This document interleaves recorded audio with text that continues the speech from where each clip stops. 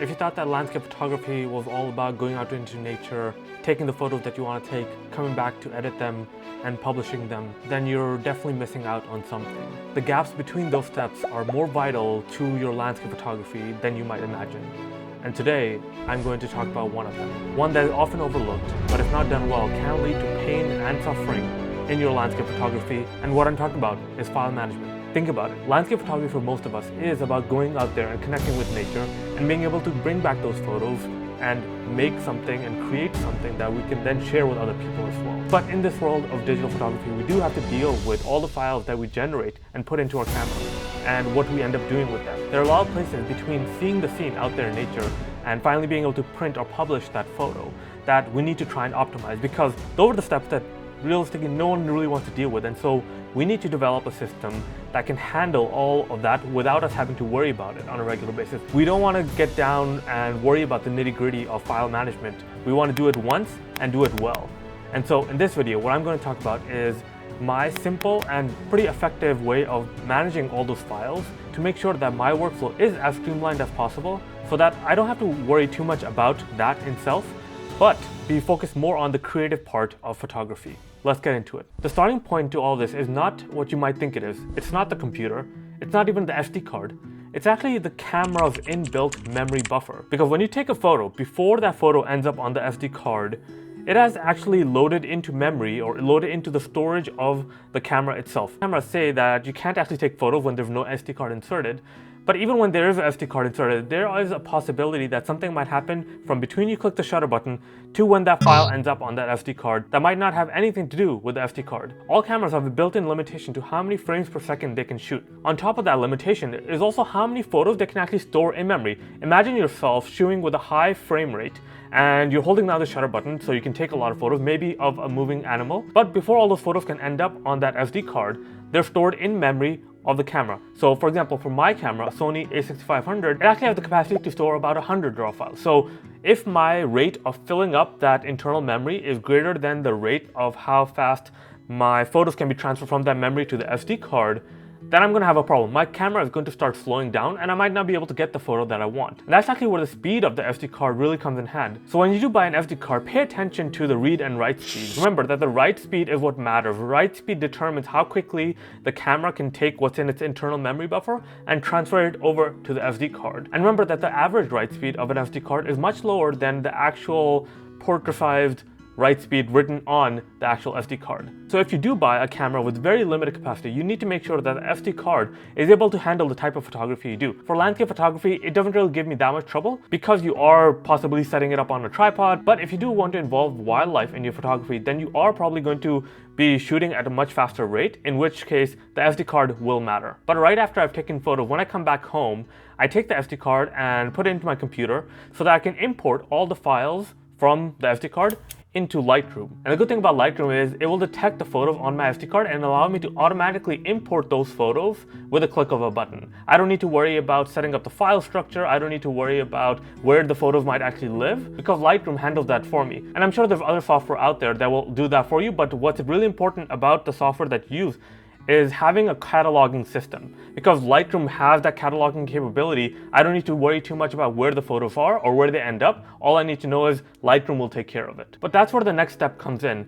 Because I'm loading everything on my computer, that computer storage is going to run out. My laptop doesn't have a lot of storage space in it, and I have more than just my photos on it. But when I do start seeing issues with my laptop storage capacity, the next thing that I'll do while I'm still in Lightroom is connect my SSD drive to the computer. What Lightroom does is it will recognize the SSD as a separate drive and will show all the different folders in it. What I can do is I can take folders, whole folders from the drive of my computer and move them to the drive of the SSD.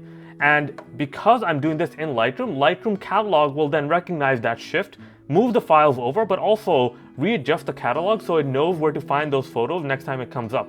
That does mean that I won't be able to access those photos if I don't have my SSD card plugged in, but when that SSD is plugged in, I can just go to Lightroom and it will automatically pull up all those photos. Let's say I have made edits to those photos or have tagged them, for example. When I plug the SSD back in, I can go back to that same photo with that same tag by basically looking up that tag, getting all the photos that hit that tag. Maybe some of them are in my SSD, maybe some of them are in my computer, but I don't need to really worry about where those photos live. All I need to know is that photos are there, Lightroom is going to take care of it, and my only job is to make sure that I move some folders around when I start seeing my computer capacity get full. Alright, now that I've loaded up all the photos that I've taken from my SD card into Lightroom, the next step that I like to do is, while in the library module, I'll go and start applying group keyword tabs to the photos that I've taken probably that day or several days. The reason I do this now is because it's so much easier to bulk tag all the different images together, and then I don't need to worry about possibly stepping away from the computer and then accessing those files later on. So if I have a project, for example, somewhere down the line,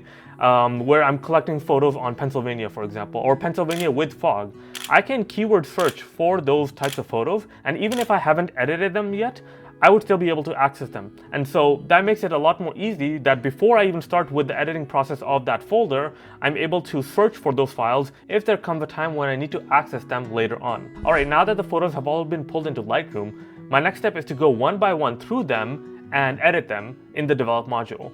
At this stage, I am editing individual photos, but if they're replicant photos, maybe I took multiple photos of the same scene just because I wanted to try slightly different composition, or if I wasn't sure that my focusing was fine, then I will sync the edits that I made to that one photo to all the other replicas. Then I will look across those replicas with the edits applied and see which one is the best out of all of them. Some of them might not have the best focus, some of them might be a little blurry in certain spaces. What I will do is I will get rid of all the other replicas except for that one and just keep that one photo. When I'm done editing that one photo, I will quickly use my keyboard to apply a rating to that photo. Most of the times I'm using a 4 if I really like the photo and if I can see that photo being published. If I use a 3, it's indicating that it can help tell a story, but I wouldn't necessarily put it as the main photo for any portfolio. And 2s and 1s are photos that I am not too inspired by at that moment to edit because I don't really like them that much. But maybe down the line I can go back to them and reflect on them a little bit more. And 5s I leave for very rare instances where the photo that I see is as good as what I felt when I was out there taking photos. And remember, because of the system that I built up, I don't really have to edit all the photos all at once. I can take my time. Usually it can span 2 weeks. Right now I'm still trying to edit some photos that I've took in the past 2 months. But what my system allows me to do is then only focusing on the editing rather than the file management of all of it at any given time. With all of that, there is a layer of backup that I need to maintain because when I'm transferring photos from my SD card to my computer to my external SSD, I need to ensure that if anything happens in between those steps, that my photos aren't lost. And I actually made a whole video about my backup system, so I won't go too much into it, but I tend to apply those systems as well on top of this file management system to make sure that my files aren't getting deleted anywhere or I won't be able to recover them. But if you do want to learn a lot more of that, and I highly suggest you learn about the backup system as well as the file management system at the same time, then I'll put a link about that somewhere above. And again, you want to be very removed from that system. You want that system to kind of handle all the problems for you without you having to be too involved beyond just setting it up once. And finally, when I'm done editing those photos, what I want to do as my next step is to possibly publish those photos, whether to my website or to my Instagram or other social media platforms. And to make that easy for me, all I do is drag some of the photos that I want to publish into a separate folder that I've synced with Lightroom. So I use Lightroom Classic on my desktop, but if I want to be able to publish photos from my phone, for example, then I usually try to access the photos from my Lightroom Classic synced to my Lightroom Creative Cloud. But if I want to print high resolution photos,